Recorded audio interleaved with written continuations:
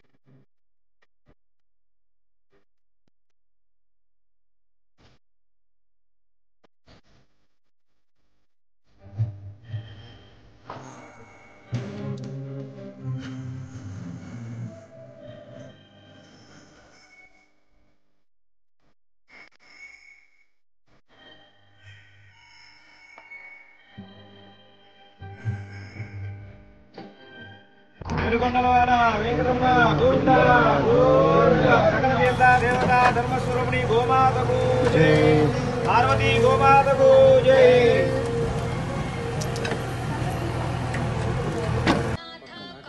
ఇప్పుడు దీని సంత 9